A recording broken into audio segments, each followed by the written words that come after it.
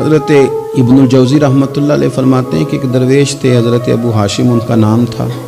کہتے ہیں بڑی مجبوری تھی، مجھے کہیں جانا تھا تو کشتی نہیں مل رہی تھی۔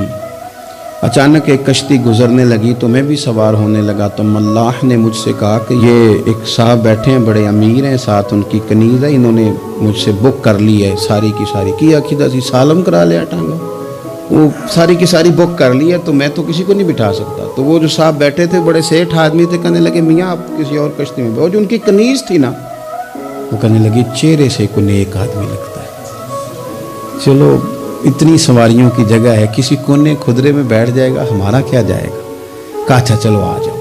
کہتے میں کونے میں بیٹھ گیا، تھوڑا رستہ آگے گیا، انہوں نے کھانے کا سامان نکالا، مجھے بھی کھلایا، لیکن کھاتے کھاتے میری نظر پڑی تو اس میں تو شراب کے برتن بھی تھے معاذ۔ پھر اس شخص نے کھانا کھانے کے بعد اس کنیز سے کہا کہ مجھے معاذ اللہ گانا سناؤ۔ وہ گانے گانے لگی، یہ میری طرف متوجہ ہونے لگا، مجھے کہنے لگا سنو، میں نے کہا میں یہ نہیں سنتا۔ پھر میری طرف شراب بڑھائی، میں نے کہا میں نہیں پیتا۔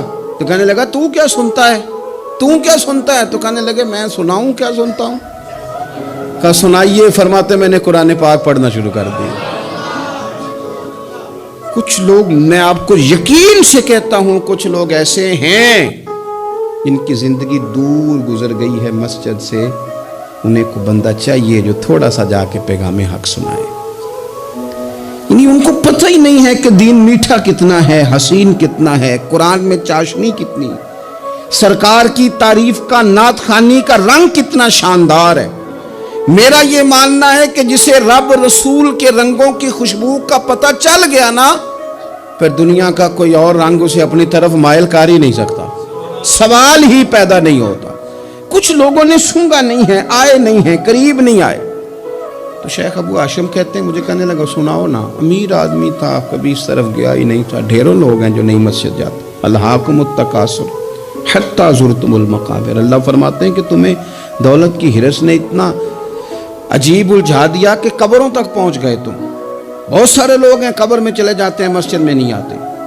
تو کہتے ہیں میں نے اسے چند آیتیں سنائیں، اس کی تو کیفیت ہی بدل گئی۔ کہنے لگا مولانا زندگی بڑی گناہوں میں گزری ہے، اب توبہ کر لوں تو مالک معاف کر دے گا؟ کارنامے خطرناک ہیں، پیچھے رجسٹر کالا سیاہ، معافی ہو جائے گی۔ دولت بڑی تھی تو پھر ہم نے بھی شراب کباب شباب میں اڑا دی ساری، معاف کر دے گا؟